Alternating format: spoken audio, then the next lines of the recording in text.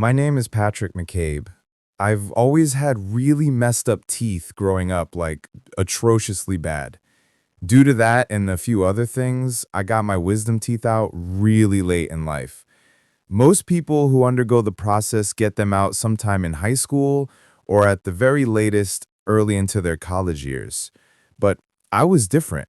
I didn't even sit down for a consultation until after graduating college. The process was incredibly painful and one of the most irritating things I've gone through in my entire life. I'm not going to bore you with all the details about my recovery, but there is something you need to know. For whatever reason, the pain I was experiencing was so bad that I couldn't sleep through the night without taking pain medication. I developed a system where I would wake myself up every 3 hours to take another pill, cycling between the two medications I'd been prescribed. It was awful, but it was the only thing I could do to prevent these massive toothaches that would quite literally have me in tears. It should go without saying that my sleep schedule was downright awful during that period. My body started getting used to 3 hour cycles of sleep, followed by periods of being awake, and it was difficult to return to normal even after my recovery was over. That was honestly the worst part, the sleep. It was not normal. I'm telling you, I didn't even feel human after a while. It was like I had become something else, constantly waking up and going back to sleep. I don't even want to think about it. One night, I'm pretty sure it was during the first week of recovery, I was up at like 4 a.m. to take my meds again. For whatever reason, I couldn't fall back asleep afterwards. I don't know if it was because of my condition or because the AC had stopped working, but it was really hot in my room, way hotter than usual. I remember tossing and turning for like 10 minutes before deciding I had to do something about the heat. The only thing I could think of was to open my bedroom window, which I did. That helped a little bit, but I still couldn't sleep. So there I was, lying there miserably in bed, praying with every fiber of my being that I'd just fall asleep. But of course I didn't. At one point, I started picking up on this strange noise coming from outside my window. I never slept with my window open, so at first I figured it was just some normal outside sound that I wasn't used to hearing. But the more I listened, the more I got the feeling that it wasn't a normal sound. It sounded almost like scratching, as if some kind of animal were dragging its claws on something. That's the best way I can describe it. At one point, the noise got louder, and I realized it sounded like it was coming from above me, from the roof. And then a few seconds later, the noise started moving above me, gradually fading out of earshot. I was pretty positive at that point that it was some kind of critter messing around on the roof. My family lives in a woodsy area, so we've had our fair share of curious raccoons and pest infestations. I really wanted to just ignore it and go back to sleep, but I knew my dad would be livid if something burrowed into our attic again. So I had to do something. Plus, it wasn't like I was on the brink of falling asleep anyway. I was wide awake. So without much thought, I threw my covers off, jumped out of bed, and started making my way to the garage. From there, I grabbed one of my dad's heavy-duty flashlights and walked back through the house to the back door. My room sits on the first floor near the back of the house, where the roof is the lowest, so I figured I'd check over there first. I made it to the spot outside my bedroom window and started sweeping the flashlight beam across the roof. I didn't see anything up there, so I sighed and figured the animal had crawled to a different part of the roof in the time it had taken me to get outside. I started walking around the house, trying my best to illuminate as much of the roof as possible. All I really needed to do was scare the animal away, which would be pretty easy if I could just find the damn thing. I was scanning near the front of the house, where the roof is nearly twice as high, when I spotted something shift in the corner of my flashlight beam. With one quick flick of my wrist, I shot the flashlight toward the spot I had seen movement and nearly passed out. There, standing on the roof, was a person. Not an animal, not a pack of animals, but a fully grown human being. There was a naked human being standing on my roof, frozen in the beam of my flashlight. I screamed. I couldn't help it. And as soon as I did, the person on the roof started moving, almost like they were allergic to the light of my flashlight. I tried to trace their movements with the light, but they were absurdly fast. Until that moment, I didn't know it was possible to move so fast barefoot, let alone on the loose shingles of an uneven roof. They started making their way back to where my room was, and I sprinted around the house to intercept them. I don't even know what I was thinking. I should have just ran back inside, but there was some deep instinct in me that prevented me from backing off. I yelled for my dad as I ran, hoping he'd be able to get outside in time to help me ward off or restrain the psycho on our roof. I made it to the back of the house just in time to see the person preparing to jump off the roof. My first thought was that there was no way. There was absolutely no way a person could jump off that roof without suffering serious injuries, even from that lower point. Surely they'd have to find another way down. But without hesitation, the person jumped, slamming into the concrete with a deafening thump. The shock of what I was seeing had me frozen in place at that point. I couldn't even process what was going on because of how insane it was that someone had actually just jumped off our roof. I don't know how he didn't shatter every bone in his legs. My dazed shock only lasted a split mocation, but that was enough. The person immediately got up off the paver stones and charged toward me, tackling me to the ground. He started clawing at my eyes, almost like he was trying to rip my face off. I screamed and kicked, but I couldn't get him off me. He was grunting and spitting, and there was no logical explanation for how someone like that could be so strong. I started feeling blood pouring down my face, and in that moment I thought I was going to die. But then, over the sound of my own screaming, I heard the back door burst open. Seconds later, my dad was pulling the person off of me, cursing and yelling like it was life or death. I got up off the ground just in time to see that psycho breaking free of my dad's grasp, completely covered in my blood. Instead of continuing to attack me or my dad, he ran to the edge of our yard, scaled our backyard fence, and disappeared into the darkness. My dad and I stood there in shock while the sounds of his footsteps crashing through the forest faded into the distance. I'll fast forward through the rest. I had to go to the hospital that night.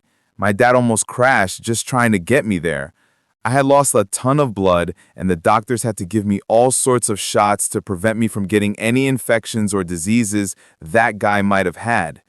It was a nightmare.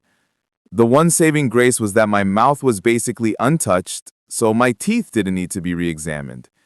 The police were useless, not like they could have done much anyway. They said searching the woods would be unfeasible given how vast it was, and insisted that simple security cameras would have prevented the whole thing. My dad later discovered that the person on the roof was trying to dig into our attic, just like an animal would. Ironically, it wasn't my dad or me who was the most affected. It was my mom. She cried about this incident so many times, and she was actually the one who went ahead and upped our home security. I still have no explanation for what happened that night. Who that guy was, where he had come from, and how he had even found our house are just a few of the 1,000 questions about that night that I fear will never be answered. Story 2. Patrick Again. The Melting Face Man at the Door. My house is a very unique design. Well, I call it unique, but I bet a lot of people would call it weird instead. And actually, they have. The vast majority of friends I've hosted have all said so, even a handful of girls I've snuck in while my parents were away. As it pertains to the story, there's really only one detail you need to know.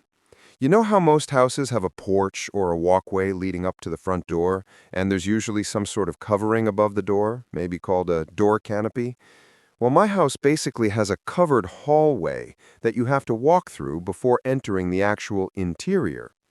Imagine your own front door, part of the house on either side, and then push the front door entrance back into the house, so to speak.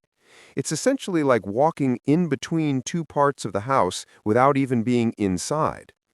This is all to say that my bedroom is on the first floor, right next to the external hallway that leads to the front door. If I stand up and look out the window next to my bed, I can actually see anyone standing at the front door, but they'd have their back to me. Hopefully that description makes sense. I developed a habit at a really young age of peeping out that window whenever a delivery person or a guest would ring the doorbell. It was like having a little hidden camera that I could use to check who was there before stepping in full view of the door. What I'm about to tell you happened just a few months ago at the very beginning of the summer. My parents were out of town for the week, so I decided to take advantage of the situation and let my girlfriend Anna sleep over for a few days. Normally, my strict and traditional parents would be very opposed to anything like that, but what they didn't know wouldn't hurt them. Plus, they'd met Anna a million times, so it wasn't like I was bringing an unwelcome stranger into our home. The first night was relatively uneventful, just a chill movie night with some snacks and a few glasses of wine. We went to sleep at a reasonable hour and went for a dip in the pool the following morning. I'm not really much of a party person, and neither is Anna, so we were more than happy to just spend some time together relaxing, playing games, and watching TV. The second night was when things went down. It was probably sometime around midnight. We were pillow talking in the dark, about to go to sleep, when I heard something from outside. It sounded like a screeching or something being dragged. I shushed Anna and listened, trying to figure out what I was hearing. It sounded like it was coming from the driveway, which is off to the side of the house. That alarmed me mostly because it meant the sound was coming from really close to the actual house. I listened a little while longer and realized it was the sound of one of my dad's trash cans being moved around. He sometimes keeps them in front of the garage, and I was pretty positive I had seen a couple of them out there earlier that day. My first thought was that he hadn't fully emptied them, and some animal was poking around looking for scraps or food or something. Still though, animal or not, hearing things moving around in your driveway is creepy, especially when you're the only one home and it's too dark to see anything. I told Anna to stay put, telling her that I was going to go shoo away the raccoon or other animal that was rummaging through the trash. Then I calmly walked out of my room and over to the front door. I flicked on the switch for the exterior lights, but they didn't illuminate the driveway enough for me to see anything, just the front yard and the porch. So reluctantly, I opened the door and walked outside, hoping my presence would be enough to scare off whatever was out there. I stood on the porch for a few seconds, waiting to hear scampering or see an animal run across the yard, but nothing happened. In fact, even the sound of the trash can had stopped. I figured there was a slim chance that whatever had been there had already run away, but concluded it was unlikely since I had been watching and listening the whole time. So, even more reluctantly, I clicked on my phone flashlight and started walking down the front steps toward the driveway. As I got closer, I realized that one of the trash cans had indeed been messed with. Two of them were sitting against the garage door, but one of them was completely overturned with its contents scattered across the driveway. I groaned, knowing that I was going to have to clean up the mess. I should mention that I didn't see anything out there even after approaching, so I figured the animal had slunk away without me noticing. Just to be completely sure, I shined my flashlight all around the trash cans, but there was still nothing there. So that confirmed it. Without much more thought, I started picking stuff up from the driveway and throwing it back in the trash can. After I finished with that, I went back inside, opened the garage door, moved the trash cans inside, and locked it. I didn't want to run the risk of something returning later and waking me up. Then I went back to bed. Anna was still awake, but barely. I could tell she was about to fall asleep, so I gave her a gentle kiss on the forehead and tried to get comfortable on my side of the bed without disturbing her too much. I was in that in-between phase of consciousness and unconsciousness, where you're half dreaming but can pull yourself out of it if you concentrate. And that's when I heard something, this gentle tapping noise like metal on glass. I was convinced it was part of the half-dream I was having, but something about it was just the slightest bit too unsettling. So instead of succumbing to exhaustion and drifting off into sleep, I opened my eyes and looked around the room. Sure enough, the tapping sound didn't stop. I froze. It hadn't been in my own head. It was coming from somewhere in the room. I didn't move a muscle. I just listened, trying to pinpoint exactly where it was emanating from or even what it was. After a few seconds, I realized it wasn't coming from inside the room at all, even though it sounded so clear. That could only mean one thing, though. It was coming from just outside my window. I forced myself out of bed, stood up slowly, and peeked behind the curtain of my bedroom window. In the minimal light from outside, I could see the outline of a person standing at the front door with their back to me. It was terrifying. I looked for a little while longer and realized they were lightly tapping on the glass over and over and over again, as if expecting someone to answer the door. But that was insane. It was past midnight and none of the house lights were on. I tried to make out more details about the person, but I couldn't see anything distinctive with more light. As I was standing there watching them, I noticed them start to turn around. Without thinking, I ducked under the light just in time, and I felt my heart start racing. I must have stayed crouched behind the window for a full minute, terrified that they had seen me. I didn't want to look again, but I had to. With a deep breath, I mustered the courage to take another look out the window. Slowly, I stood back up, peeled the curtain back, and instantly regretted it. There, just 2 inches from the glass, was a face staring back at me. I yelled and recoiled from the window, yanking the curtain shut again. Even though we were only face to face for a split second, I was able to make out that it was a man with shriveled-looking skin, like someone whose face was melting away. As I fell back onto the bed, still yelling uncontrollably, I woke Anna up. I screamed that there was someone outside, then made sure my bedroom door was locked before grabbing my phone and calling the police. The cop showed up a little over 10 minutes later, and Anna and I stayed locked in my room. I really wanted to run to the front door to see where the creep had gone, but Anna was clutching onto me and wouldn't let me.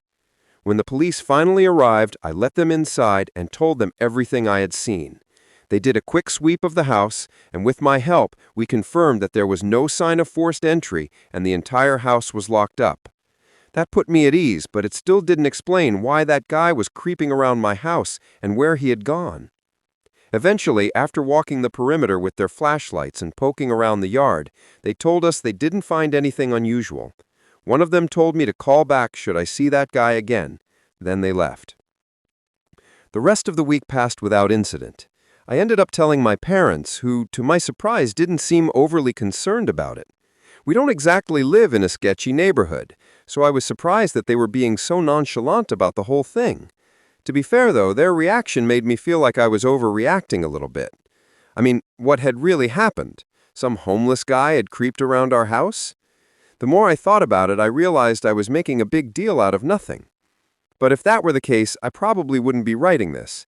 The reason I'm writing this now is because for the past few nights, I've woken up randomly in the middle of the night to strange noises coming from outside my window. Not my trash cans moving around like what I had heard before, but different sounds. I told my dad about them, and he's actually planning on installing some security cameras around the perimeter of our house. But still, I can't help but feel like that guy showing up at my house wasn't a one-off thing. If anything else happens, I'll be sure to send a follow-up. Story 3. The Midnight Banger. Anonymous single guy in his 30s. What you're about to hear is an experience that nearly made me lose my mind.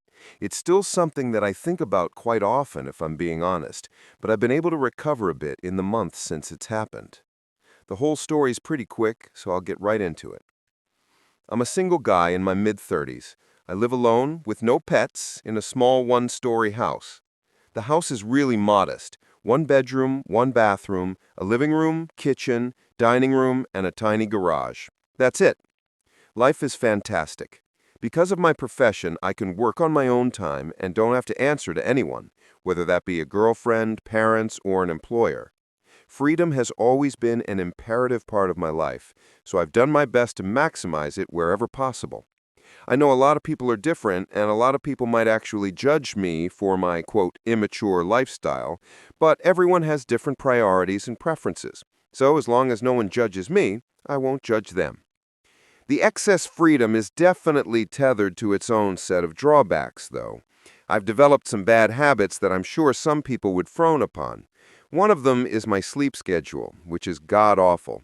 For some reason, I'm most productive at late hours of the night, so I often find myself staying up until dawn and sleeping into the afternoon. It's just how my body functions. And until I'm absolutely forced to, I don't see a reason to change anything. I was up really late one night.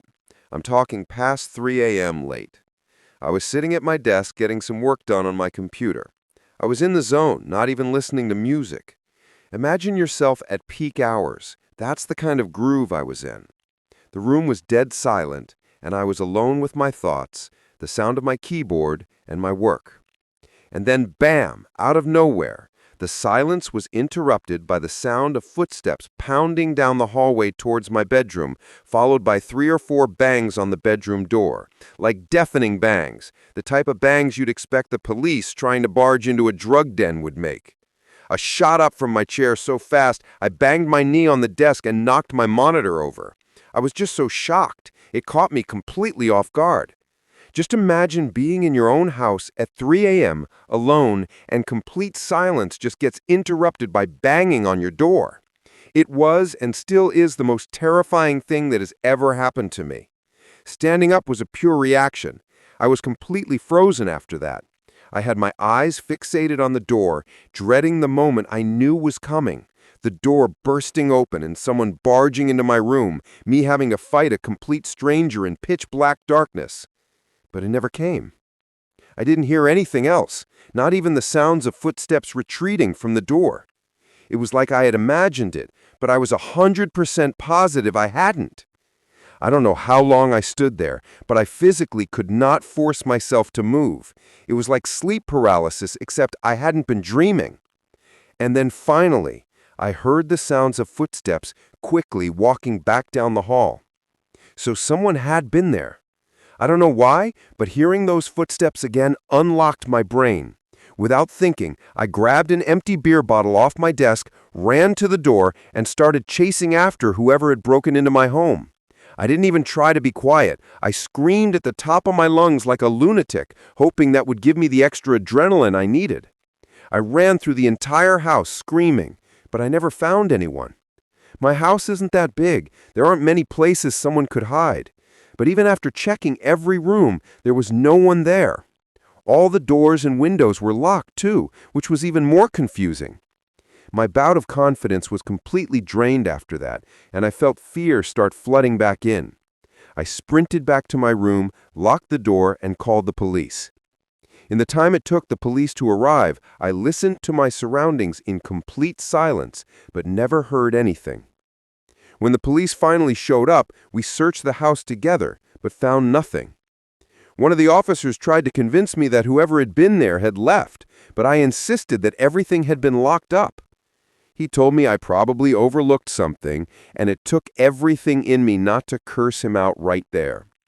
I know for a fact that nothing had been unlocked, but that didn't explain how that person had gotten into and out of my house, unless I had imagined it, but I know I didn't. For the next week, I was a psychological mess. My brain refused to accept that I had imagined something so vivid, but I couldn't conceive of a possible way that that person had gotten into and out of my house. I'm much better now, but there was a time where I had trouble sleeping, eating, working, everything.